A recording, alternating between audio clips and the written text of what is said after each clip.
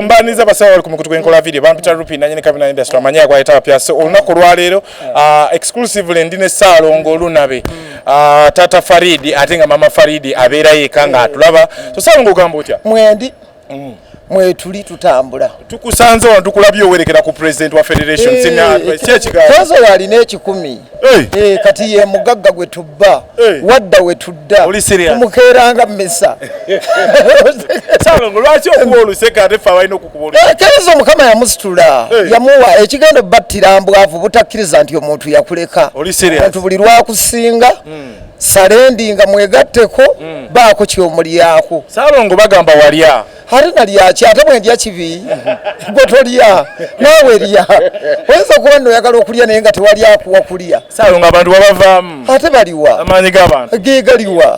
gegaliwa oli ku kikolo kimu kyo jakese bagira tebapanga kaagenda nga nnyimba baŋŋamba yimba bidongo byo ate bakuwagira nnyo ng'olinamu omutwalo teebereza ebbanga Kenzo lyayimbidde singa yali ali kukuba agenda ayita ttembo twandibadde tulina ekitiibwa okitegera naye kaakati gwiraba ekyuma okitegedde kitegeeza tatuswazizza kirungi okukola Salongo ebyabadde kawempe wabirabye mbiraba obyogerako ki mbiraba akalulu ko kagendera ddala Masso tulinze ku lwakuna miranga na biwoobe fe tulindirira fe tutambulira miranga na biwoobe wuyo bakabye wuyo bamuwangudde wuyo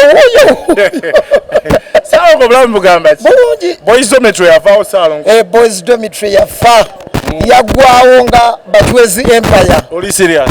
bagamba mululu gwa nsimbi asimululu alina script ekirala yalina agenda. It was a group of abantu abakuŋŋaanya awamu ne mufunamu emboozi kuba tetwali bali b'amayirungi ekyali kitukuŋŋaanya kiboozibozi but njagala okwebaza great man behind Kasuku amanyi okugatta abantu newankubadde kyaliwo ekityo Kasuku yatugattanga mu mbeera eyo ne tuwayawayamuko ku bigambo tewali nnyo kyamaanyi Salongo bagamba omululu gwa nsimbi gwe gwabaawudde it was not scripted tekyali na agenda teyali project it was a group of people ngayo mukuŋŋaanire wamu naddala Bruno Koyo yakipushinganga Pazo oliwa janguka ekisaasi ejja emboozi yaffe yanyumidde abantu jangu neerero tukole ate nze ng'omuntu mbeera busy kati Kasuku wiiki eno yonna nkubira mbadde mbivulu ekagadi nkomyewo leero so boys dormitory weebiri by the way tiwali kijigana just bantu kubeera busy naye ebintu bye Uganda bizibu byewunyisa kati ne boys dormitory yali ebakuttomba ngambye naye namwe line gwanga lyafa Salongo boys dormitory yali ebanyumirako ki bangambye naye nga ekigambo nkudi kyatambula mu boys club nawe oluseke lutabuse oluseke lufuuse oluseke aze kuba bange bakenzo bange oluseke kinyuma nnyo n'olukuba ataakwogereko tulukuba Kenzo kuba alina Salongo akalulu kano akabindabindo ogenda kuyimbira ani aleeta ssente era Kenzo simutannamuganye nteeka ku mutto aleta sente ko senior presidential advisor yalina omugagga aleta sente Salongo tunula wali wendeta sente ndi nze ndalukola ate kati aleta nyingi kati ate omugagga Museveni yalina nyingi ayinza okuwa ekibokisi ng'odda kuba Kalifa ffe tumuyimbiranga muyimbi kyataano ojjajja kuleeta buna ogenda okuva mu kampeni nga tozimbye kalina omugagga tubba kwomulekera ennugu Kenzo mugaye nteera ddala ku bajeti ya jjajja mwami buli wayimba musika era namugaye kawempe wankoze otya yandibadde ampa ku mulimo emyaka gye tulimu tukyakola ebyobwereere eddalozole gwani agakutuma amaanyi g'abantu gogenda otembeeta aye amaanyi g'abantu nabo bakwagala olinamu teri ayagala mwavu so amaanyi g'abantu ganyuma nnyo nga n'akookulya weekali nga kuliko amazzi ate yadde tutambula olugendo tuli mu lugendo olugenda mugulu abantu tebanywe ku viinyo Salongo oluseke nga lususe tukuze kakati ebidongo tubiyimbye tubikunkumudde kiki kyokyagamba abantu mbu liri Pazo oyo atuuse liri Pazo atuuse nga n'ekikumi alinamu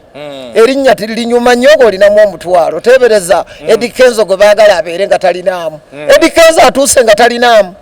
era twali ewaffe mbasuuna beni olwatuuka ne tumanya olumbe luwedde ekiraawo nagamba obusawo obunga babukoleko ekisambi kyente ffe waffe Masaka bwe tukola olwatuuka mu lumbe buli kimu pressure neggwa Kenzo atuuse nange bwe natuuka nenteekamu box z'amazzi omukolo ne tugumala kakati mbeera Suna wamukulisa nakulaba wagenda ku nyumba ennaku zino adigidda namugambya namuga Suna bukyanga ozina wazinamu eyannambwayo bukyanga yeyagala tesuula bukyanga ofumita wafumita eyannambwayo era yo yagirabye kimafiya naye tumuyozaayoza yagivuunusa era tulinayo embaga ebulenga ku Easter Monday bwogambye so Salongo Suna Beni n'ennambwa yani yakufunye wini ani afunye wini bonna bafunye ne Suna Beni ekyapa kyabadde akyagala nnyo tuve mbi okusaaga kalinaye abadde nga yamumalirako ddala emirembe naye bambi yagifunye era n'ategekayo n'embaga tugenda kubeera kujogeza ebulenga nga tudigida Easter Monday ebulenga so tunulire mu mbeera eno nambwa yo kimulese wa Salongo nambwa yafunye poloti yafunye ate era Suna kye yali yamugamba va wano wange wakuwummulirako ng'omusajja maka gange ngenda kukufunira so fe ababanye ebyomunda puroguramu ebaddewo era nambwa we yali wakufuna ate yafunye nakatono Suna yali amubalidde ebintu ebinene yali amubalidde wali kasozi ku kyalo kya Eddy Kenzo ekako omanyi Kenzo alinawo ekyalo awo Kenzo kati tugenda kusenga ku Eddy Kenzo village wali ewaffe Masaka ffenna tumusengeko yagula ekyalo kiramba era agamba gwe jangu onsenga ozire kumpi so nambwa yafiiriddwa amaka agagudde akaleka lwa butagumikiriza yabasuna abadde ampulangira kalina ya mikomo kaaga era nambwa namugamba ffe ababadde ab'omunda tubadde tukimanyi so nambwa yafunye katono nnyo so nambwa yafiiriddwa kalina yabadde ali kubusa mambiro nambwa yabadde agenda kufuna amaka amanene ekitende nga mulimu ne faamu alina waalundira alina waalimira tiyabitegeera bye twali tumupulaningira yadda ku bya social media naye agende naako Silverback Lounge awo ku Salama Road kyekifo ekigenda okukuwa emirembe gwateekateeka birthday party olina meeting za kwanjula jangu otweyune tulina restaurant efumba emmere eyawano nebunaayira tulina washing bay emmotoka evaawo etukula n'akafo akalungi ak'okuwummuliramu tulina kakaawa akalungi kale gwe wenna ateekateeka omukolo gw'engeri yonna weeyune Silverback Lounge ku Salama Road okulira n'Amakindye Secondary School tugoberere ku social media sites zaffe ku TikTok, Facebook, Instagram ng'era tukola essaawa 24 tukola deliveries ku Jumia ne Glovo tufune ku noti 755 322 755 noti ng'eyeri ku WhatsApp oba noti 2 noti 994 emu Silverback Lounge the peak of enjoyment mutadde nabisamambi yagira namugamba nga mukyala waffe gwe kwata mpola alina ekintu ekinene naye yagenze naako yagende naako aya basi so Salongo tukuyanza eddalo tulyogereko nga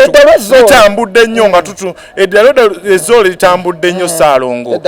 akayimba nga balwakagadde nnyo mukama wa kisa abantu be batuyambiridde okubaako bwe tuli tubeebaza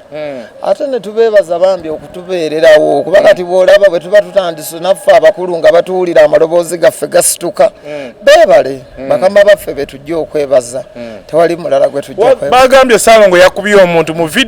audio tayogera kirala video eyogera kirala video ina abantu bokuba tebagala kunaaba beeyita kabaka nali ngamba saa walugamba kinsa nali mugamba anabi yali anjoga ne muganze tonjoga mu maaso g'abakama bange n'ennaku zino yakiyimiriza subira ng'omusajja omukulu yakitegeera byewayogerako yatandise obikola okunaaba n'ebisigadde alabika simanyi so tomanyi wobulira omuntu otufaayo kunoonyereza yali annumbye kimafiya yagamba nava mu ddwaliro nga siwonye nange ng'alina kundaba kimafiya so yali nkola yakumwetaasaako mu mbeera